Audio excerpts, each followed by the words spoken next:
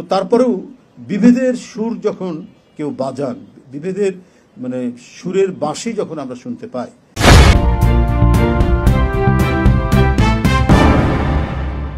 প্রিয় দর্শক, আসসালামু আলাইকুম। আপনারা যে যেখান থেকে দেখছেন প্রত্যেককে শুভেচ্ছা অভিনন্দন। দর্শক, আপনারা দেখছেন ইউটিউব চ্যানেল খবর টিভি। প্রিয় দর্শক, যাক শেষ পর্যন্ত বিএনপি বুঝতে পেরেছে যে এই অন্তর্বর্তীকালীন সরকার জামায়াত সমর্থিত একটি সরকার। তারা দেরিতে হলেও এই বিষয়টি যখন বুঝতে পেরেছে, সেই জন্য তাদেরকে অসংখ্য ধন্যবাদ। কারণ প্রথম দিক দিয়ে কিন্তু তারা শুধু আওয়ামী লীগকে নিধন এবং আওয়ামী লীগের সম্পদ লুটপাটে তারা মেতে উঠেছিল। তো এতদিন পরে তারা বুঝতে পেরেছে যে এই অন্তর্বর্তীকালীন সরকার জামায়াত সমর্থিত সরকার।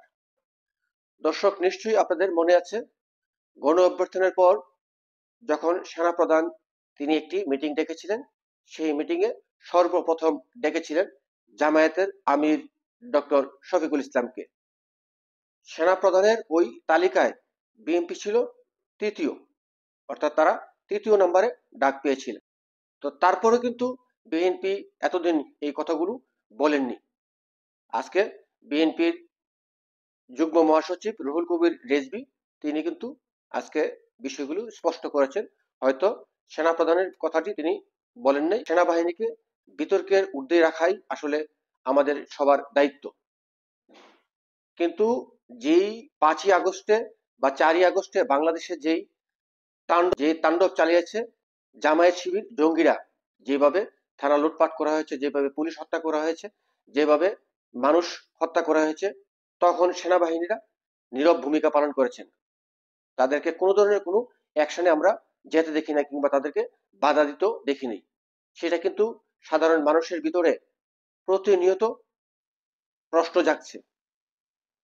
তারপরও আমরা বাংলাদেশ সেনাবাহিনীকে বিতর্কে ঊর্ধ্বে আমরা রাখতে চাই।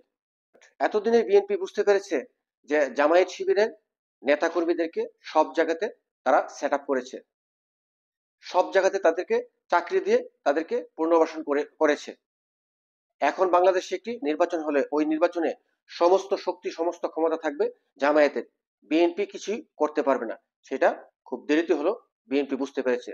সুতরাং এই সরকারের আন্ডারে যদি বিএনপি নির্বাচন করে বা অন্য কোনো দল নির্বাচনে আসে, তাহলে সেটি হবে আত্মঘাতী সিদ্ধান্ত। বিএনপি রুহুল কবির রেজভী তিনি যে অভিযোগগুলো তুলেছেন, প্রত্যেকটা অভিযোগ প্রমাণিত এবং প্রত্যেকটা বিষয়, প্রত্যেকটা ঘটনা সাধারণ মানুষ কিন্তু দেখছে। শুধু মানুষ মুখ খুলছে না, তবে এখন থেকে হয়তো মানুষ মুখ খোলা শুরু করবে। কিছু কিছু মানুষ তো বলছি, আমরা সোশ্যাল মিডিয়াতে দেখছি, প্রশাসনের সমস্ত বড় বড় জায়গাগুলোতে জামায়াত লোকজন তারা সেট আপ করেছে, সেটা কিন্তু মানুষ বলা শুরু করেছে, বা রাজনৈতিক নেতারা কিন্তু বলা শুরু করেছে। তো নিঃসন্দেহে আজকে রুহুল কবির রিজভির এই বক্তব্যটি বাংলাদেশের মানুষ সবাই শুনবে এবং সেটি বিশ্লেষণ করবে এবং এটি যাচাই বাছাই করবে। বিএনপির যুগ্ম মহাসচিব রুহুল কবির রিজভির যে অভিযোগটি করেছেন এই অন্তর্বর্তীকালীন সরকারের বিরুদ্ধে, সেই অভিযোগটি আমরা তার নিজ মুখেই শুনবো। যে রিক্সাওয়ালাগুলো মারা গেছে সেগুলোও তো বিএনপির সমর্থক। কত ছাত্র এবং যারা তরুণ শিক্ষার্থী, এদের অনেকেই হচ্ছে বিএনপি পরিবারের সন্তান, আর সরাসরি ছাত্র দল করে বা যুব দল করে, এরাও তো অনেকে মারা গেছে, শহীদ হয়েছে। তো তারপরেও বিভেদের সুর যখন কেউ বাজান, বিভেদের সুরের বাঁশি যখন আমরা শুনতে পাই, তখন আমরা মনে করি যে কথাটি প্রথমে বলেছে সেটা সেই যে গোলা পানিতে মাছ শিকার, সেই প্রচেষ্টা আমরা বহু জায়গায় দেখতে পাচ্ছি। বহু মন্ত্রণালয় মনে হচ্ছে এটা যেন একটা কোনো একটি বিশেষ রাজনৈতিক দলের ছায়া সেখানে বেশি প্রসারিত, বেশি প্রলম্বিত। কেন কেন এই বিষয়টি? আমরা ওই যে মঈনুদ্দিন ফখরুদ্দিনের সময় যে সরকার, ফখরুদ্দিনের যে সরকার, সেটাকে আমরা শুনেছি সেনা সমর্থিত সরকার।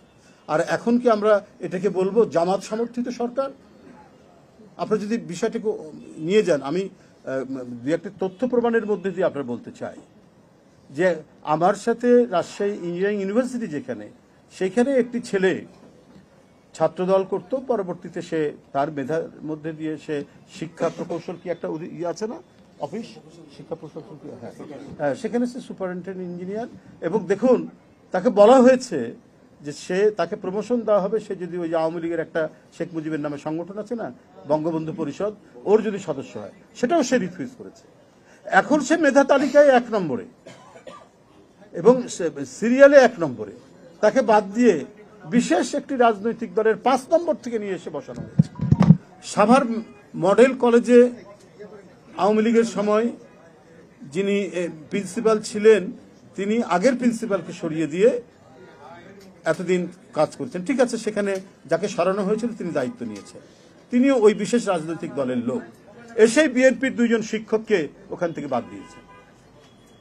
তাহলে আমরা কি বলবো? এটা শিক্ষা মন্ত্রণালয় এবং স্বাস্থ্য এই দুইটা যেন একেবারে পুরোপুরি একটি বিশেষ রাজনৈতিক দল, তারা একেবারে তাদের নিয়ন্ত্রণের মধ্যে তারা নিয়ে নিয়েছে। বড় বড় বিশ্ববিদ্যালয়গুলো আজকে আমরা দেখছি যে সেগুলো হচ্ছে তাদের নিয়ন্ত্রিত। অধিকাংশ ভাইস চ্যান্সেলর দেওয়া হয়েছে বড় বড় বিশ্ববিদ্যালয়গুলোতে তাদের লোক। কেন? একটা তো হচ্ছে যে একটা ইনস্টিটিউশনে আরে মানুষের চেতনা থাকলেও সেটা প্রকাশ করবে কেন? কিন্তু চেতনার যখন বহিঃপ্রকাশ দেখি, সেই চেতনার লোককে যখন আবার একটি প্রতিষ্ঠানের প্রধান বানানো হয়, তো সে তো কখনোই নিরপেক্ষভাবে কোনো কাজ করবে না। আমরা সেই পরিস্থিতি তৈরি হচ্ছে। ফলে অন্তর্বর্তীকালীন সরকার, এই সরকার তো নিশ্চয়ই তার কাজ কাম সবকিছুই হবে নিরপেক্ষ টাইপের, প্রত্যেক মানুষের সেখানে আস্থা থাকবে। এবং এটা আন্দোলনের সরকার, এটা বিপ্লবের সরকার, একটা মহা গণ অভ্যুত্থানের সরকার।